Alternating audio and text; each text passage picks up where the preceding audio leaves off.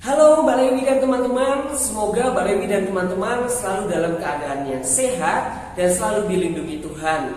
Pada kesempatan kali ini saya akan menyampaikan analisis saya mengenai sebuah kasus yang pada awal tahun 2020 lalu sangat gencar diberitakan oleh media, yaitu kasus Reinhard Sinaga. Kasus Reinhard Sinaga merupakan kasus pelecehan seksual terbesar dalam sejarah Inggris. Ia memperkosa 159 laki-laki di Manchester. Hal yang menarik dalam kasus ini adalah perbedaan penyajian berita pada media Inggris dan media Indonesia. Kita akan bersama-sama memahami perbedaan penyajian berita tersebut.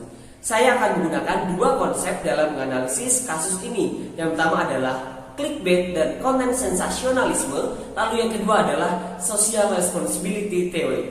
Yang pertama, saya akan menyampaikan bagaimana media Inggris menyajikan kasus ini. Ada tiga hal yang menjadi ciri khas pemberitaan media Inggris. Yang pertama, media Inggris menjaga privasi baik pelaku maupun korban. Yang kedua, media Inggris menyampaikan deskripsi mengenai pelaku, korban maupun kejadian dalam taraf wajar. Dan yang ketiga, media Inggris berfokus kepada perilakunya dan bukan kepada hal-hal yang tidak penting dan sama sekali tidak berkaitan dengan kasus ini. Lalu, bagaimana media Indonesia dalam menyajikan kasus ini? Dalam analisis saya ada dua ciri khas bagaimana media Indonesia menyajikan kasus ini. Yang pertama, media Indonesia menggunakan clickbait dan konten-konten sensasionalisme yang sama sekali tidak berkaitan dengan kasus. Lalu yang kedua, media Indonesia banyak melakukan pelanggaran kode etik jurnalistik yang termasuk dalam pelanggaran social responsibility theory.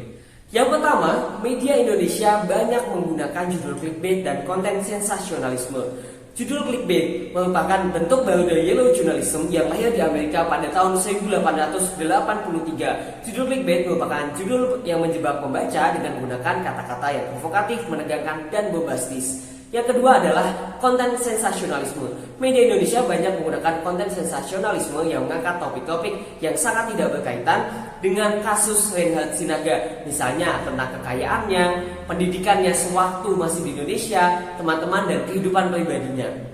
Salah satu judul berita yang menggunakan clickbait dan isinya merupakan konten sensasionalisme merupakan judul berita dengan judul Aset Keluarga Reinhard di Depok, begini fasilitasnya. Berita ini diterbitkan oleh Tempo.co.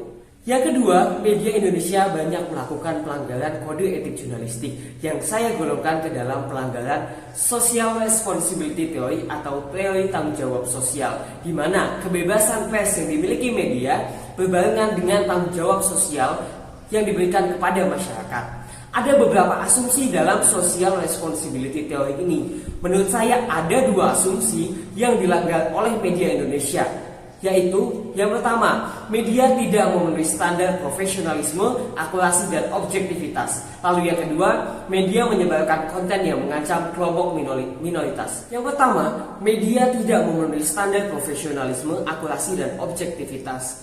Banyak media Indonesia yang melakukan pelanggaran terhadap kode etik jurnalistik, di mana tanggal 9 Januari 2020 Dewan Pers telah mengeluarkan peringatan kepada beberapa media yang melakukan pelanggaran terhadap kode etik jurnalistik, khususnya pada poin hak privasi dan juga objektivitas. Bahkan beberapa media melakukan judgement terhadap perilaku dan orientasi seksual Reinhard Sinaga hanya berdasarkan pengantar skripsi. Salah satu contoh beritanya adalah berita yang diterbitkan oleh Tempo.co dengan judul Reinhard Sinaga, pengantar skripsi Reinhard Sinaga sebut sisi kelam, pihak keluarga menolak berkomentar. Lalu yang kedua adalah media menyebarkan konten yang mengancam kelompok minoritas. Media ternyata lebih menyoroti orientasi seksualnya dan bukan kepada perilakunya atau tindakan pelecehan seksualnya.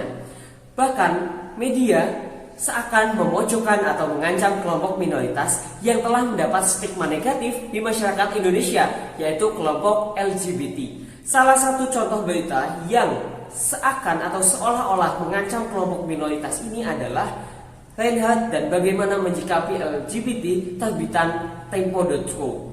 Dan ini tentu sangat mengganggu dan mengancam kelompok minoritas. Kesimpulannya, banyak media Indonesia yang lebih berfokus kepada hal-hal yang tidak penting dan mengarah kepada hal-hal privasi, terutama orientasi seksual seseorang, dan bukan kepada perilakunya.